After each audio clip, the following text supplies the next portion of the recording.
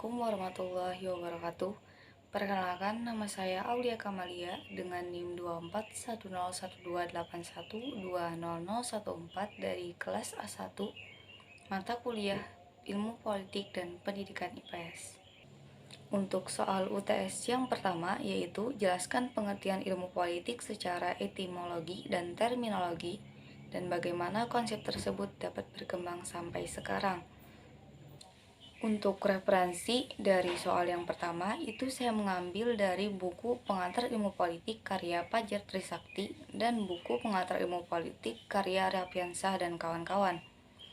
Jadi, secara etimologi, ilmu politik itu berasal dari bahasa Yunani.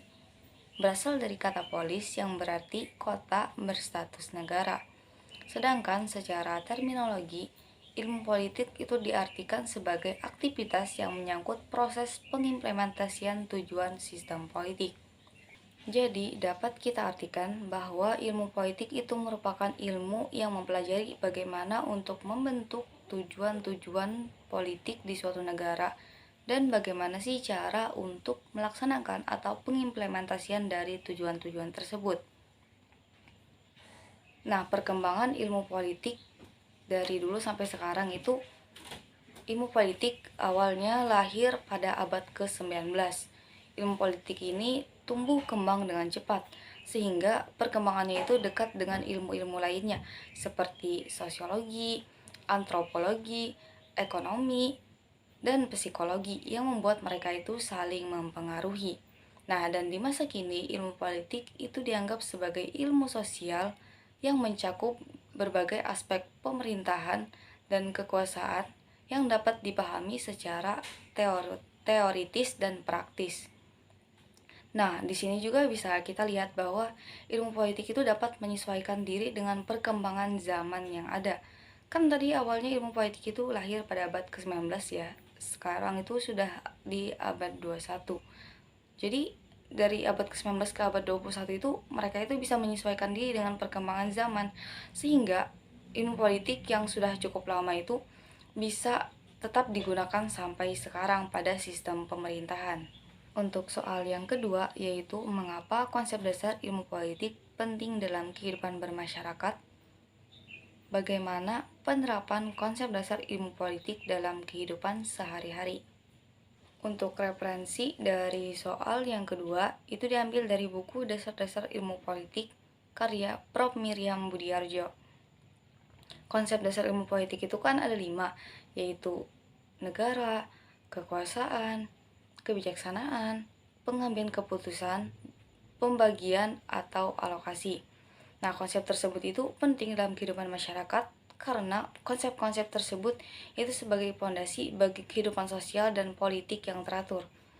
Mengapa begitu? Karena dengan kita memahami konsep-konsep tersebut, secara nggak langsung kita itu bakal paham bagaimana sih cara kita sebagai masyarakat dalam kehidupan bersosial. Nah, bagaimana juga tanggapan atau reaksi kita terhadap sistem-sistem atau suatu kebijakan politik yang ada di negara kita. Dengan kita memahami konsep-konsep dasar dari politik ini juga, kita juga menjadi masyarakat yang lebih terarah dan lebih tenang lagi dalam menghadapi kebijakan-kebijakan yang dikeluarkan oleh pemerintah. Karena kita sudah tahu bahwa kalau pemerintah mengeluarkan kebijakan ini, berarti dampaknya bakal seperti ini. Kenapa pemerintah mengambil kebijakan itu? Ya karena pertimbangan-pertimbangan ini. Jadi secara nggak langsung kita bakal, di saat orang lain itu pro dan kontra, kita masih ada waktu untuk memikirkan apakah yang pemerintah keluarkan ini atau kebijakan yang sedang pemerintah buat ini memang benar-benar baik atau solusi terbaik untuk negara kita pada saat ini. Untuk penerapan konsep dasar ilmu politik dalam kehidupan sehari-hari yaitu yang pertama, itu kan ada negara. Kita itu dapat berpartisipasi terhadap kegiatan yang diadakan oleh pemerintah setempat. Contohnya itu kalau pemerintah di sini, di daerah Banjarmasin itu mengadakan kegiatan gotong royong untuk membersihkan lingkungan. Nah, kita itu dapat berpartisipasi dalam kegiatan tersebut. Yang kedua itu adalah kekuasaan. Nah, contohnya ini seperti pemilu. Kita dapat menggunakan hak pilih kita sebagai warga negara yang mencerminkan bahwa kita ini juga memiliki kekuasaan untuk memilih wakil-wakil rakyat yang akan duduk di pemerintahan, yang mana wakil-wakil rakyat tersebut akan mendengarkan suara kita dan memperjuangkan suara rakyat di dalam sistem pemerintahan. Yang ketiga itu ada pengambilan keputusan. Nah, pengambilan keputusan ini bisa kita ambil dalam ruang lingkup terdekat kita, yaitu keluarga. Kita bisa berdiskusi dengan orang tua kita mau melanjutkan pendidikan kemana. Misalnya orang tua kita tanya, nanti setelah lulus mau sekolah kemana lagi. Nah, kita bisa menyuarakan pendapat kita untuk pertimbangan kedua orang tua kita dalam mengambil keputusan tersebut. Yang keempat itu ada kebijakan. Nah, misalnya itu pemerintah sempat ada membuat suatu kebijakan, yaitu kebijakan lingkungan, yaitu untuk mengurangi sampah sekali pakai. Nah, kita itu bisa membuat keputusan dalam kita sendiri, untuk membuat keputusan bagi diri kita sendiri, yaitu untuk mengikuti kebijakan pemerintah tersebut. Jadi saat kita berbelanja atau ingin membeli sesuatu, kita tidak perlu menggunakan plastik sekali pakai lagi, tetapi kita bisa membawa tas belanjaan dari kain yang dapat kita gunakan berkali-kali. Jadi itu bisa mengurangi sampah-sampah tadi dan juga mendukung kebijakan pemerintah tersebut. Yang kelima itu ada pembagian atau alokasi. Contohnya itu seperti sumbangan atau bantuan sosial. Jadi kita itu dapat berpartisipasi dalam memberikan sedikit rezeki dari kita untuk masyarakat yang kurang mampu atau masyarakat yang terdampak korban-korban dari bencana alam, misalnya gempa bumi ataupun banjir. Nah, dengan uang-uang yang kita atau orang lain berikan itu dapat diberikan kepada masyarakat-masyarakat yang kurang mampu dan juga yang terdampak musibah bencana alam tersebut. Untuk soal yang ketiga, yaitu identifikasi konsep-konsep politik yang relevan dengan pembelajaran IPS di sekolah menengah. Berikan contoh bagaimana konsep tersebut dapat diajarkan kepada siswa. Untuk referensi dari soal yang ketiga, itu diambil dari buku Dasar-Dasar Ilmu Politik karya Prof. Miriam Budiarjo. Di buku tersebut dijelaskan 5 konsep dasar ilmu politik. Yang pertama itu ada negara, yaitu organisasi yang memegang kekuasaan tertinggi yang sah dan juga diakui oleh rakyatnya. Yang kedua itu kan ada kekuasaan, yaitu kemampuan seseorang atau suatu kelompok untuk mempengaruhi orang lain agar orang lain tersebut dapat menuruti atau memenuhi keinginan dari seseorang yang memerintahkannya tadi. Yang ketiga itu ada pengambilan keputusan. Pengambilan keputusan ini adalah hasil dari pemilihan beberapa alternatif. Dan yang keempat itu ada kebijakan umum. Kebijakan umum ini adalah membuat suatu tujuan-tujuan dan bagaimana sih cara untuk melaksanakan tujuan tersebut. Dan yang kelima itu ada pembagian atau alokasi, yaitu pembagian nilai-nilai atau value kepada masyarakat. Menurut saya, konsep-konsep tersebut masih relevan disangkut pautkan dengan pembelajaran IPS untuk siswa sekolah menengah, karena materi-materi tersebut masih sangat ringan dan mudah untuk dipahami, karena beberapa dari konsep tersebut juga sering kita gunakan dalam kehidupan sehari-hari yang mungkin masih belum kita sadari. Nah, di samping itu juga mirip dengan mata pelajaran PWKN, yaitu tentang membahas tentang kewarganegaraan yang gak jauh-jauh juga dari yang namanya konsep-konsep politik tersebut. Nah, contoh untuk menerapkan konsep-konsep tersebut dapat kita ajarkan kepada siswa itu. Untuk konsep yang pertama yaitu negara, kita dapat membuat simulasi pemerintahan. Kita dapat membuat atau membagi siswa-siswa di kelas itu menjadi beberapa kelompok, yang setiap kelompok itu kita anggap sebagai suatu negara kecil. Nah, di kelompok itu kita bisa membagi tugas tiap-tiap individu. Misalnya ada yang berperan sebagai presiden, menteri, atau para wakil-wakil rakyat yang duduk di kursi pemerintahan. Kita ambil contoh ini untuk negara kita ya, negara Indonesia. Jadi secara nggak langsung mereka itu tahu gimana sih tugas-tugas mereka dan apa aja sih yang harus mereka lakukan saat mereka menjalani peran tersebut. Yang kedua itu ada konsep kekuasaan. Kita bisa ambil contoh untuk apa ya itu untuk kekuasaan ini kan di sekolah itu seringkali ada yang namanya pemilihan ketua OSIS setiap tahunnya. Nah, kita bisa menjelaskan kepada mereka bahwa secara nggak langsung, pemilihan ketua OSIS ini mengajarkan kepada kita bahwa kita ini juga mempunyai kekuasaan atau hak pilih kita sebagai siswa untuk memilih calon ketua OSIS tadi itu sangat-sangat berguna dan sangat-sangat bermanfaat untuk menjalankan suatu kekuasaan yang berlandaskan dengan demokrasi. Untuk konsep politik yang ketiga yaitu pengambilan keputusan. Kita juga bisa kembali membagi siswa-siswa tersebut menjadi beberapa kelompok.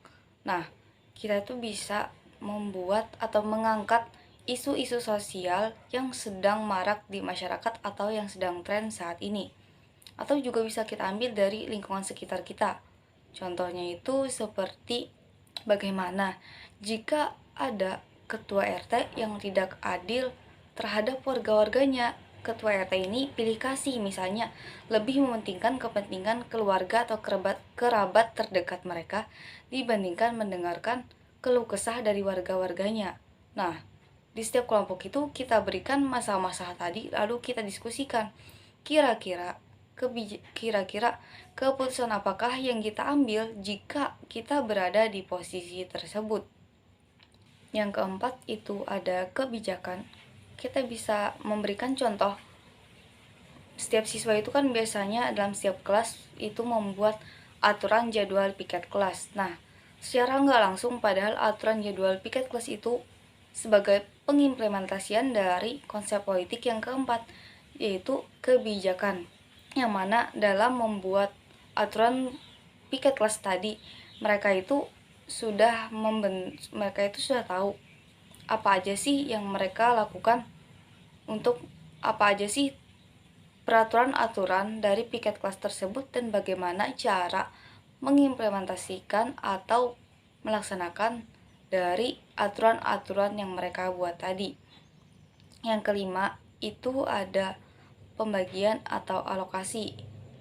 Kita bisa, ini tugas per individu, jadi kita bisa memberikan contoh jika mereka diberikan suatu uang, misalnya itu sekitar 500.000 dalam satu minggu. Nah, kira-kira bagaimana cara mereka untuk mengelola keuangan tersebut agar bisa bertahan sampai satu minggu? Yang mana dalam uang tersebut mereka juga harus membagi untuk kebutuhan-kebutuhan mereka selama satu minggu. Misalnya kayak uang jajan, pembelian kuota internet, biaya pendidikan, dan juga biaya-biaya yang mereka perlukan. Untuk soal yang keempat, yaitu bandingkan antara konsep kekuasaan dan legitimasi dalam politik, bagaimana kedua konsep ini berpengaruh dalam sistem pemerintahan suatu negara. Untuk referensi dari jawaban nomor 4 itu diambil dari skripsi oleh M. Rusdianto dengan judul Kekuasaan dan Legitimasi Politik Islam menurut Perspektif Ibnu Khaldun. Jadi, secara terminologi, kekuasaan itu berasal dari bahasa Inggris yang diartikan sebagai power. Nah, kekuasaan ini juga dapat kita artikan sebagai kemampuan seseorang atau suatu kelompok untuk mempengaruhi pihak lain agar pihak lain tersebut dapat menuruti keinginan atau perintah dari seseorang atau kelompok yang memerintahkannya tadi. Sedangkan secara etimologi, legitimasi itu berasal dari bahasa Latin, dari kata lex yang berarti hukum, dan secara istilah, legitimasi itu diartikan sebagai penerimaan dan dukungan masyarakat terhadap kewenangan dan kekuasaan. Jadi dapat kita artikan di sini bahwa legitimasi itu merupakan kekuasaan atau kewenangan yang sudah mendapatkan dukungan dari masyarakat. Pengaruh kekuasaan dan legitimasi dalam pemerintahan suatu negara, yaitu kekuasaan dan legitimasi ini kan saling berkaitan, saling mempengaruhi, dan juga saling membutuhkan satu sama lain untuk membentuk efektivitas dalam sistem pemerintahan. Legitimasi ini dapat menjadi dasar bagi kekuasaan, dan kekuasaan ini dapat membuat pelaksanaan kebijakan untuk memenuhi kebutuhan masyarakat. Tanpa legitimasi, kekuasaan ini cenderung rapuh dan tidak stabil. Sementara tanpa kekuasaan, legitimasi tidak dapat diimplementasikan atau pengimplementasiannya kurang efektif. Untuk soal yang kelima, yaitu bagaimana peran politik dalam pembentukan kebijakan publik yang berdampak pada bidang sosial, ekonomi, dan pendidikan. Berikan contoh konkret dalam konteks Indonesia. Untuk referensi dari jawaban soal yang kelima itu diambil dari jurnal Peran Partai Politik dalam Pembentukan Kebijakan Publik oleh Hidayatuddin dan Padrisan Jamba. Jadi, kita ambil contoh di sini itu partai politik ya. Partai politik itu berperan dalam menghasilkan suatu kebijakan yang berfokus pada kesejahteraan masyarakat. Mereka ini dapat menjadi jembatan atau perantara antara masyarakat dan pemerintah. Mereka dapat mendengarkan aspirasi-aspirasi atau suara-suara dari rakyat, dan kemudian mereka menyampaikan aspirasi-aspirasi dan suara-suara rakyat tadi kepada pemerintah, sehingga kebijakan yang dibuat atau keputusan yang dikeluarkan oleh pemerintah itu sesuai dengan kebutuhan dari masyarakat. Dalam bidang sosial, seperti di awal tadi kan sudah dijelaskan bahwa partai politik ini berperan sebagai penghubung antara masyarakat dan pemerintah dalam merumuskan suatu kebijakan publik. Nah, mereka ini dapat menyerap aspirasi-aspirasi dari masyarakat untuk membentuk kebijakan sosial. Contohnya itu seperti bantuan pangan non-tunai atau BPNT untuk memenuhi kebutuhan masyarakat. Yang kedua, itu ada bidang ekonomi. Partai politik seperti PDI Perjuangan itu kan berperan signifikan dalam pembentukan kebijakan ekonomi nasional. Mereka itu juga terlibat dalam pengesahan undang-undang investasi dan pajak. Nah, contohnya itu seperti kebijakan mengenai insentif pajak bagi usaha kecil menengah atau UKM untuk mendorong pertumbuhan ekonomi lokal. Yang ketiga itu ada bidang pendidikan. Partai politik berperan penting dalam merumuskan kebijakan yang mendorong akses pendidikan yang lebih baik. Contohnya itu seperti program Kartu Indonesia Pintar untuk siswa yang kurang mampu dan berprestasi. Program Kartu Indonesia Pintar ini merupakan hasil interaksi dari pemerintah dan partai politik yang memperjuangkan pendidikan inklusif. Demikian hasil UTS saya. Wassalamualaikum warahmatullahi wabarakatuh.